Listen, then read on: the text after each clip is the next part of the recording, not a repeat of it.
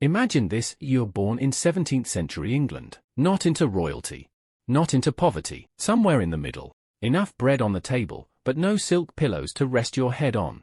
A life so average, no one remembers your name. Your mom? She does everything. Cooks, cleans, keeps you alive. Your dad? He's a ghost, comes and goes. Never stays long. Always handling things, whatever that means. Then you make it to your first birthday. And back then? That's a miracle. Almost half the babies didn't make it that far. But you did. By the time you're 3, you start to notice things. No visitors, no other kids around. And your mom? She never lets you step outside. Always muttering about wolves. Not the fairy tale kind, she says they roam the streets. And they like the taste of children. Weird, right? But one evening, everything changes. She finally takes you out, to the market. You're excited. You imagine it'll be magical, colors, people, maybe even candy. But the second you get there, you feel it. Everyone staring, whispering, some are glaring.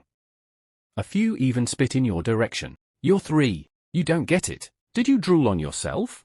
Is your shirt dirty? Do people just hate toddlers? Then someone says it, loud enough to cut through the noise, executioner's brat. Your mom freezes, grabs your hand tight and bolts. No words. No answers. Just the fastest walk home of your life. But it's too late. That word, that name, it's stuck in your head now. And so is the question, why? That night, you don't sleep. You wait, until finally, your dad walks in, long coat, smelling like smoke and cold steel, like he stepped out of a storybook. And before he can even sit, you ask, why do people hate us? He sighs, looks at you, and not like a kid, but like someone who needs the truth. And he gives it to you straight. He's the city's executioner. The man who ends lives. They call him when someone has to die, by rope, by blade, whatever justice demands. Suddenly, the wolves your mom warned you about, they don't seem so scary anymore, because your dad is the wolf, and the city fears him, but they need him. And here's the real kicker. He's getting old. And guess who's next in line? Yep, you. But that wasn't supposed to be your life. You had plans. A blacksmith, or a knight, battling enemies in far-off lands, not butchering strangers in your own city. But your father doesn't lie to you. He leans in, looks you dead in the eye, and says, the city will never let you be anything else. And just like that, your dreams? They die a quiet death. Your father once dreamed of being a knight too. But that was never going to happen. Because his father was an executioner. And his father before him. And his father before that? Yep. Same story. This isn't a job. It's a chain. And you're next in line. You're trapped. By the time you turn 12, the training begins. Because like any job, even one soaked in blood, you have to learn the trade. You start small. Sharpening axes. Polishing swords. Coiling ropes. Cleaning the execution site after someone loses their head. Gruesome? Sure, but it's work, and at least, you haven't watched someone die yet. Until one day, you do. 8 months in, your father calls you to witness your first real execution. You follow him to the scaffold, your boots heavy, heart heavier. A man stands trembling.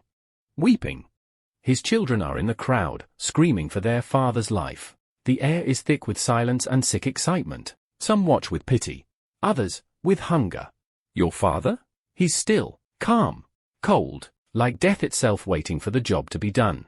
Then snap, the rope cracks. The man's neck jerks, his body drops, and it hits you like ice in your lungs. This isn't training anymore. This is your life. You're bitter, angry, trapped in a legacy you never asked for. You clean up the blood. You haul the body away. And the people? They glare at your father like he passed the sentence himself, like he's the monster. And deep down, you know, one day, they'll look at you the same way. By 14, 2 years of scrubbing blood and stitching corpses has earned you a promotion. Real training. And by training, I mean a descent into something that makes the last 2 years feel like a warm-up. First lesson? Human anatomy. No books. No drawings. You learn from corpses. Real ones. You watch your father slice open bodies to show you where things are, where they break, where they bleed. At first, you gag. You look away. But in this line of work, you don't get to look away. You learn, or you suffer. That's the rule. And mistakes? They're corrected with bruises, not lectures. Because executioners don't just kill, they also extract truth, which means you learn torture. Not as theory. Not as rumor. You watch it. You watch your father tear a man's teeth out, one by one, while the victim screams, thrashes, begs. You hate it. But over time, something cold starts to settle in. You learn things. Useful things. Like how pulling teeth with your hands is messy. Pliers? Much cleaner. A year goes by. You get better. You learn how to keep someone alive, just long enough to make them talk. Where to cut deep. Where to cut slow. You're almost ready to kill. But there's more to this job than just swinging a blade. There are rules. 2 more years pass. You study laws, city codes, execution protocols. You don't have to compete for this job. No applications. No rivals, because no one wants the life you were born into. You didn't choose this, but soon, it'll be yours. And then one day, your father decides. It's time. Not for public executions, not yet. First, you practice in the shadows, torturing prisoners, forcing confessions out of men who won't talk. It's slow, messy, ugly, but you do it. And when your father sees that you can break a man without flinching, without turning away, he nods. You're ready. Your first public execution. You pull on the black cloak, not to hide your face. Everyone already knows who you are. No, you wear it because it means something. It's fear. It's finality. It's death wrapped in fabric. The crowd is silent when you step up onto the scaffold. Back straight. You hold the sword steady, hands firm. But inside? You're shaking. Sweat crawls down your spine. Your heart pounds so loud it drowns out the crowd. And in your head, your father's voice repeats, "Fake it till you make it." They drag the condemned man forward. He drops to his knees, trembling. A priest mutters some final blessing. You don't wait.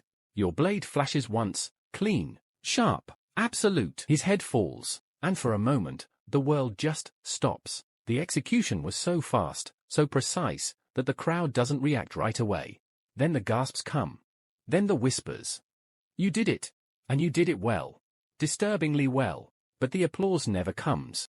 Instead, the crowd spits curses.